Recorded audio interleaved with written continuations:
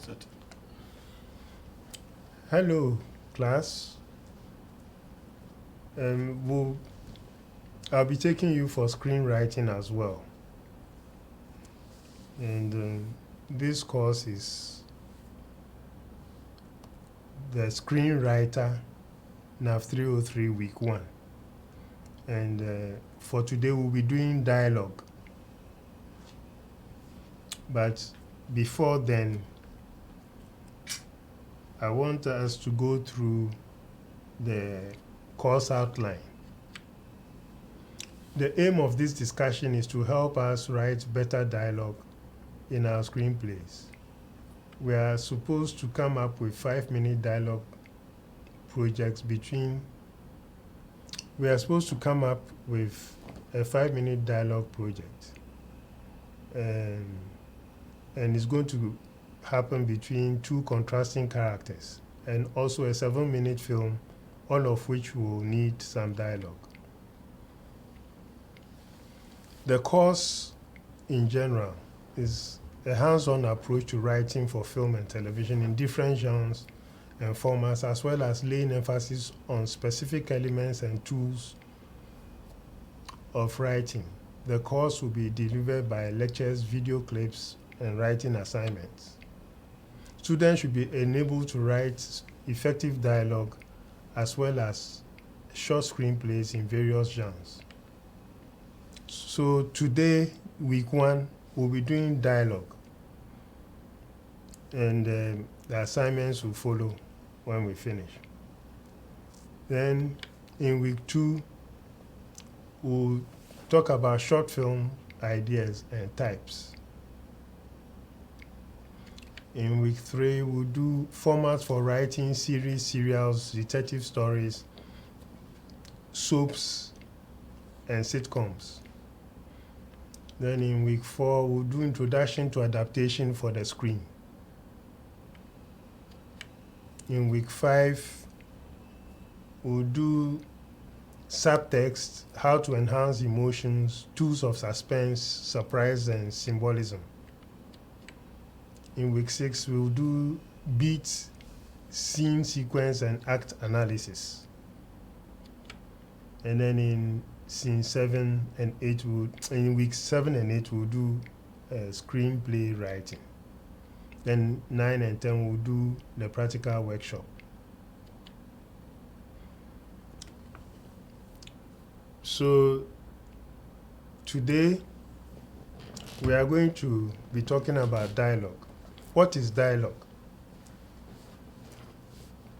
Dialogue is the verbal action which pushes the story forward and which is derived from the character's needs within the scene. Dialogue is not real-life speech. It is edited speech with all extraneous elements pulled out.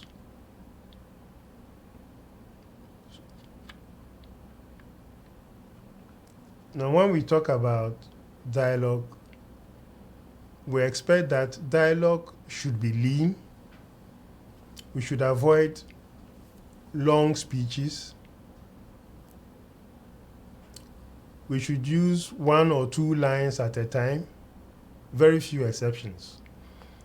Avoid monologues, and it should be conversational. We should allow characters to interrupt each other on occasions, and allow characters to lie to each other, and avoid characters mentioning each other's names.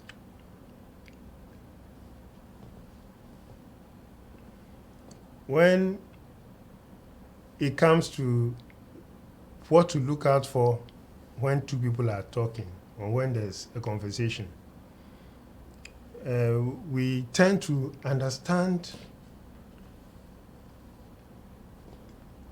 get an idea of the character of the people through their voice. And voice consists of 8 elements. The first one is the text or words. So as somebody is speaking, you are listening to the text and words that the person is using.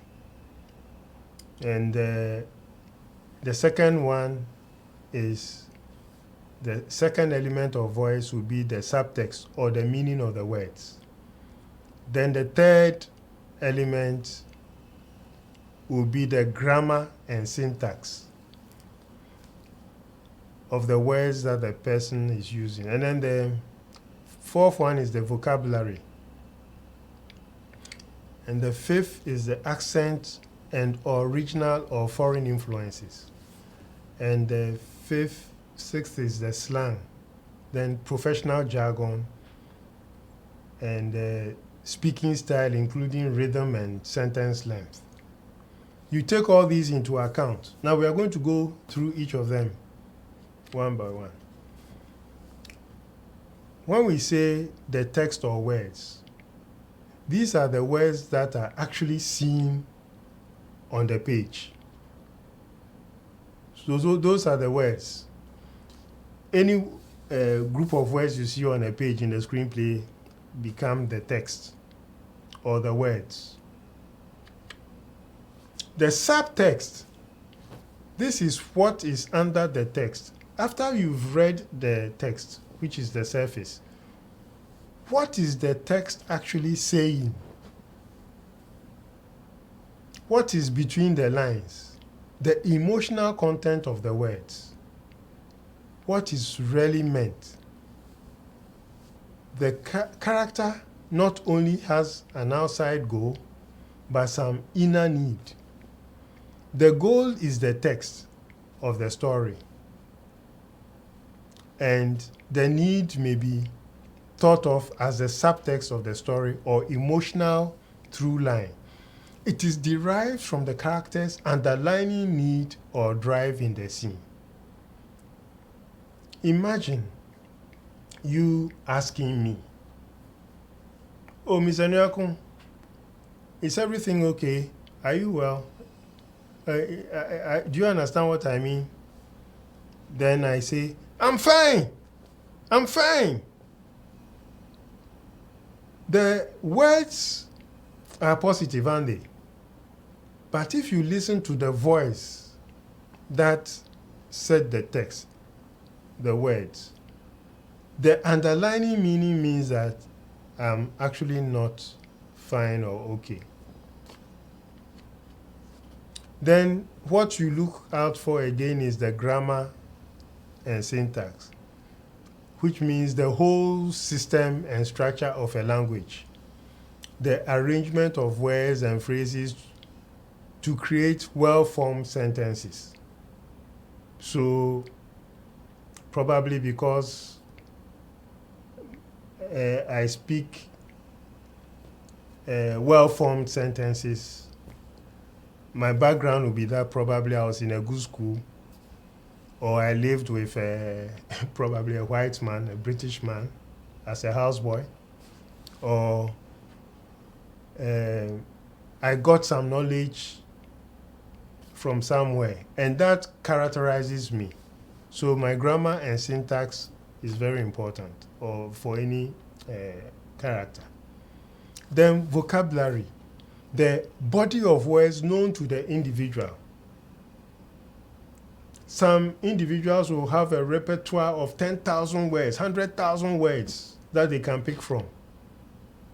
There are others who have just 5,000 words and speak very well, but their vocabulary range is not so much.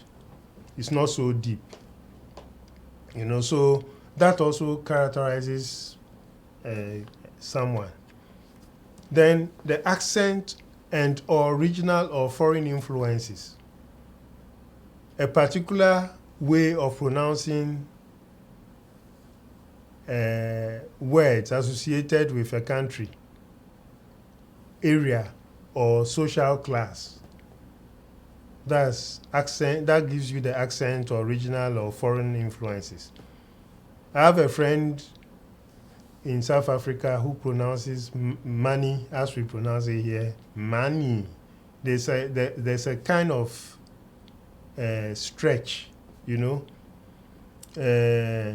someone from another country will say money for money, you know. And if you were Ghanaian and you went to live in another country, you'd be affected by the way they pronounce words, and that would also give you a certain character. And there are some in a social class who speak English in a certain way also. Even in Ghana, you stay in any of the regions and you begin to speak, if it's English, speak like them. And if it's our local languages too, you tend to pronounce words and have the accent of the area that you are in. The next one is slang.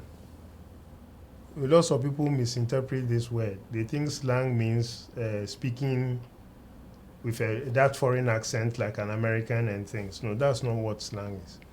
Slang is informal language that is more common in speech than in writing and is typically restricted to a particular context or group.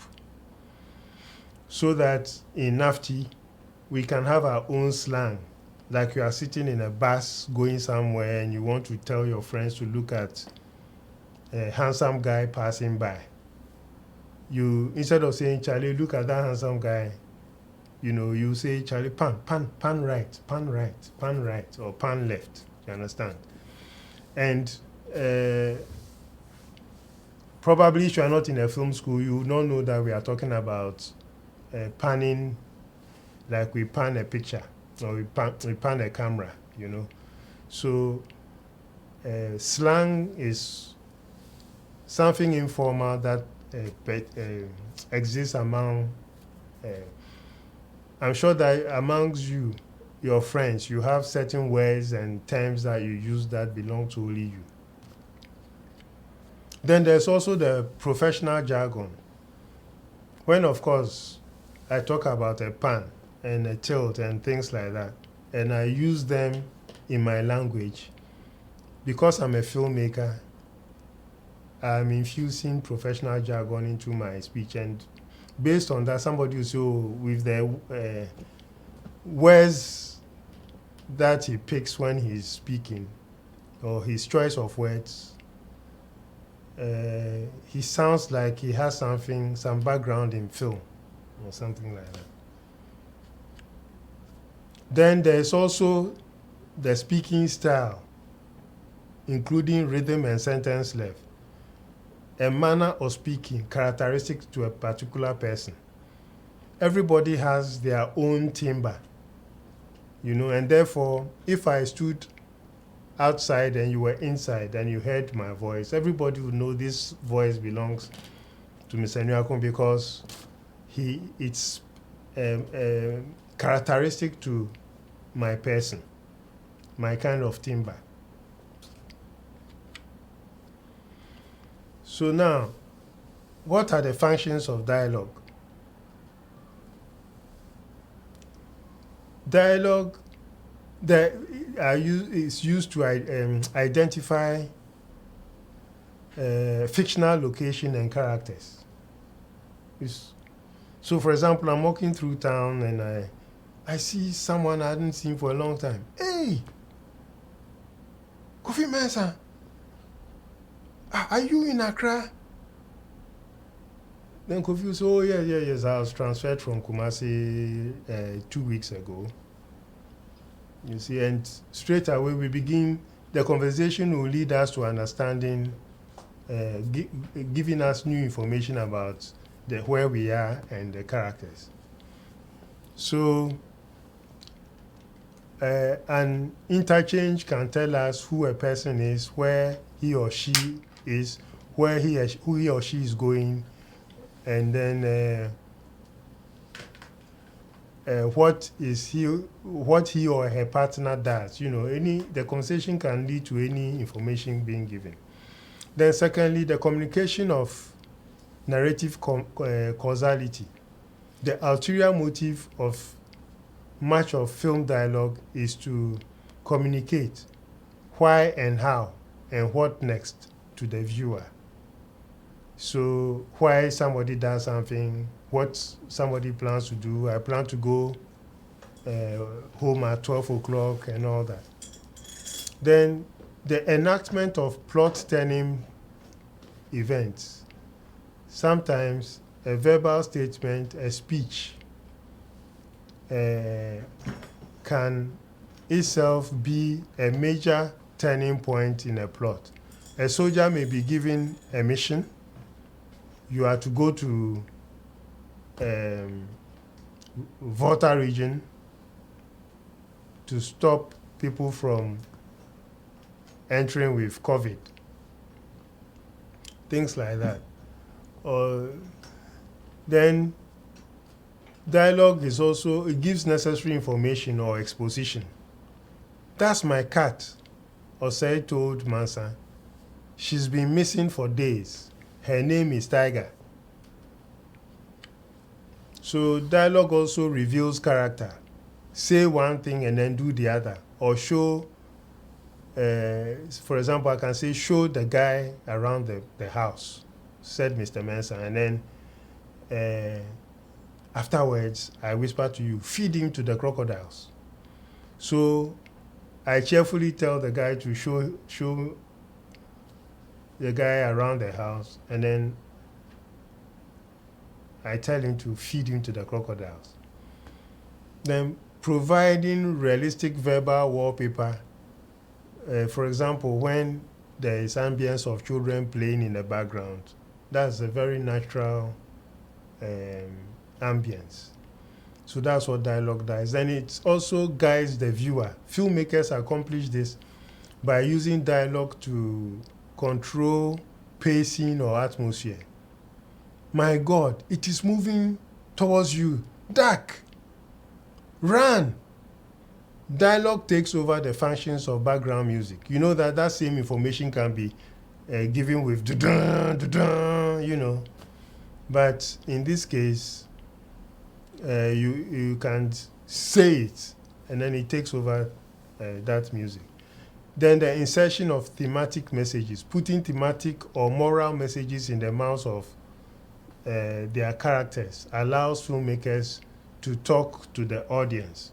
So in this case, you say that you are going to Accra. Be careful of men. Okay? And it tells you, gives you an idea that if something like that was mentioned at the beginning of a film to Mansa, for example, then it gives the idea that the story is going to be how Mansa is going to, as it were, be confronted or confront men when she gets to Accra. Then it is used for exploitation of resources of language. Dialogue gives us vistas which the silent film could not reach. With the addition of dialogue, cinema was offered infinite possibilities in terms of puns, jokes, misunderstandings, witticism, metaphors, curses, whispers, screams, songs, poetry, and storytelling. Dialogue moves the plot along. I'm going to the shop, and when I come back, you had better have your homework done, said the boy's mother. Then there's dialogue can also show what one character thinks of another. You stay here and brood about the meaning of life, said the teacher. I'll take care of the police.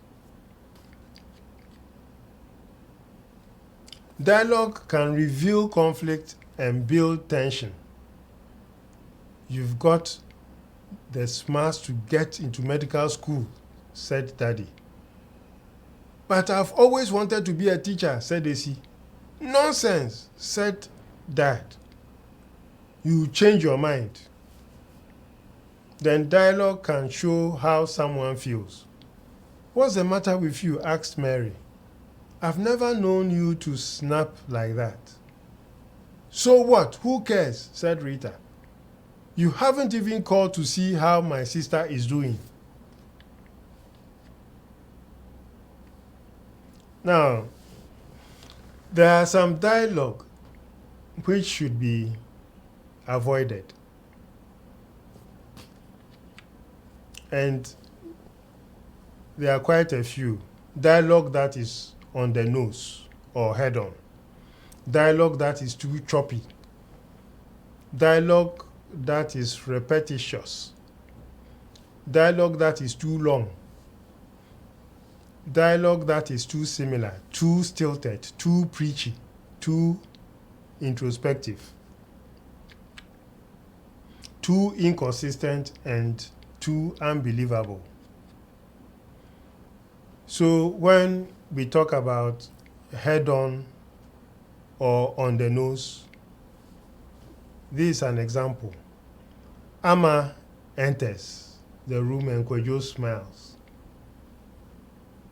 Then Kwadwo says, Ama, I'm so glad to see you. I've been waiting to see you for so long. I'm so happy. You have made my day. What kind of situation will call for this dialogue from Kwadwo? That's the question you need to ask. On the surface, this dialogue is too loaded, and it is too, it's dialogue that is like expected. I'm happy to see you, expressing exactly what is in the person's, what is expected. That's what is called dialogue on the nose. What is the solution to this kind of dialogue?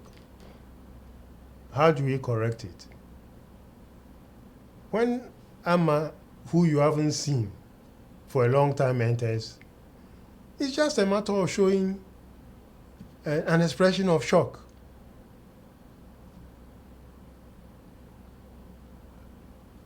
Either he will be too shocked to talk, or he will just grab her and say, you know, I can't stand seeing you.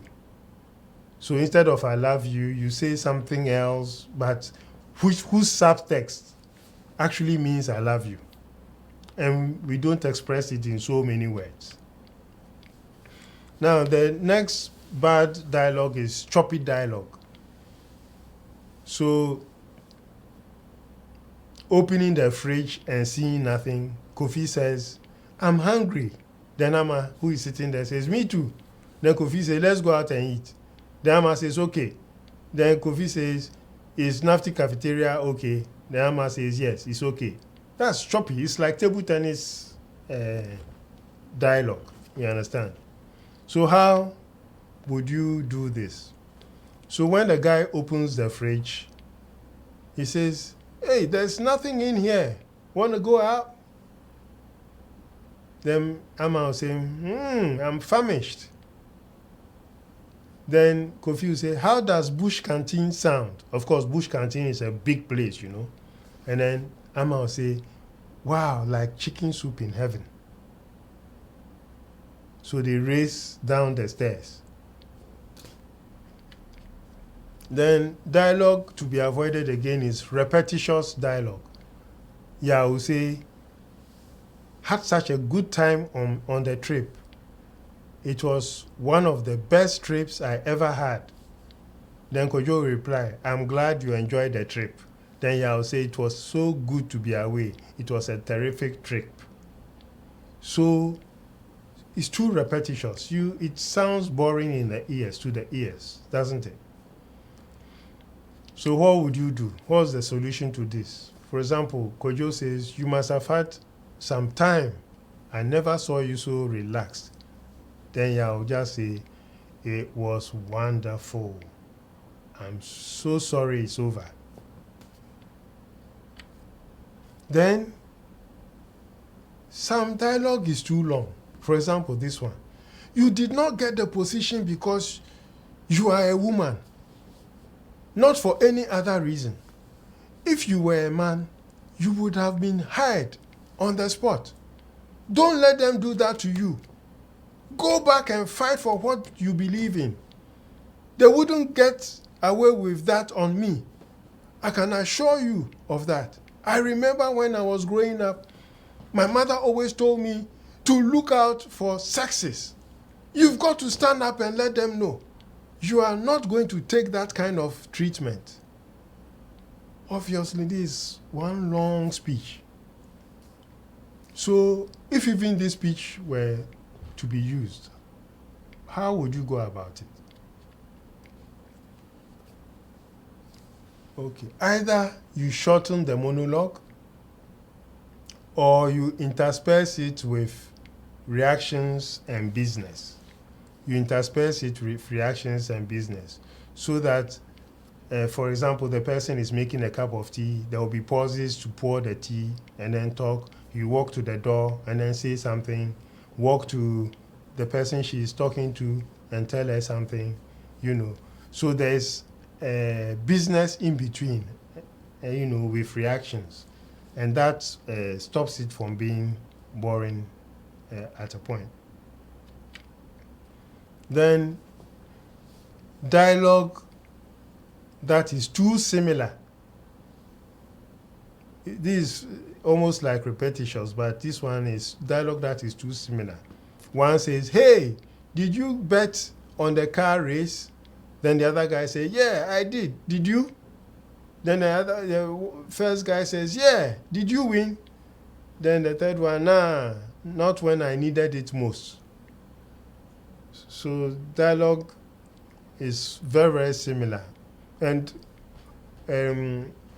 what we are saying is that dialogue, normally people should be of contrasting backgrounds, or they should come from different backgrounds. So if you tell the story of two classmates in a room with the same, they were in primary school together, secondary school together, you know, all their vocabulary, syntax, grammar, accent the same, then their language will be too similar and listening to them will be boring. So the solution will be to create two contrasting characters with different backgrounds and experiences. And in fact, that's what you are going to create for your dialogue exercise. All of you are going to create dialogue between two contrasting characters. For example, a pastor and a thief. You know, two contrasting characters. And that dialogue exercise is going to be done in one room. It's not like somebody walking in and out. No, it's happening in one room, in one environment. They are going to talk for 5 minutes. Interesting dialogue for 5 minutes. Another one is that it's too stilted.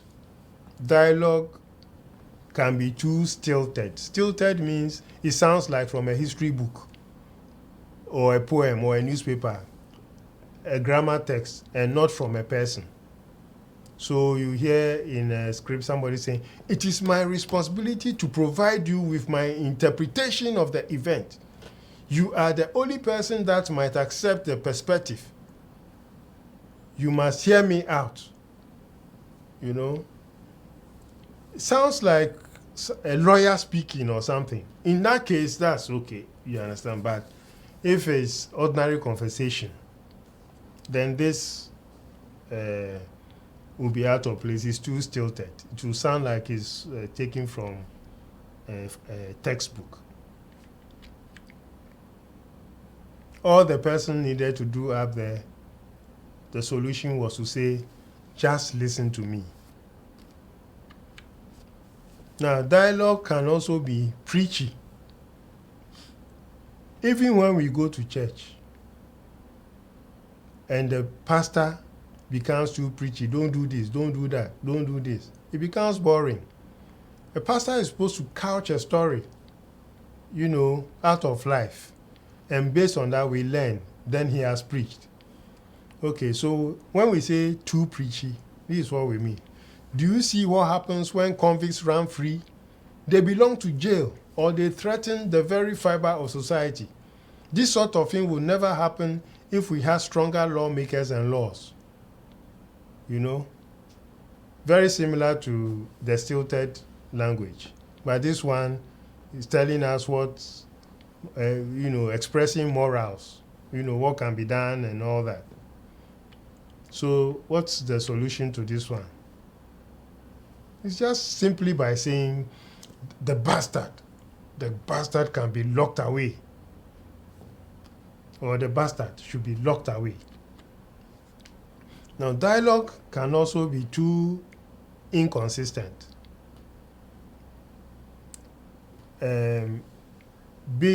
So this guy says, I wish you would both listen to me. And then Yao says, no, Kojo and I have better things to do. And then Big Sister says, I'm telling you for your own good. And Yao says, okay, we will do it. So you get it. Big Sister says, I wish you both listen to me. Yao says, no, Kojo and I have better things to do. And then Big Sister says, I'm telling you for your own good. And Yao says, okay, we will do it. Inconsistent here means that the time between I won't do it and okay, we'll do it is so short. There wasn't even time for reflection. You understand? So it's inconsistent. And what made Yao change his mind, So that's the end of this piece. You are supposed to create a 5-minute dialogue scene between two contrasting characters that takes place in one setting or location of your choice. Thank you.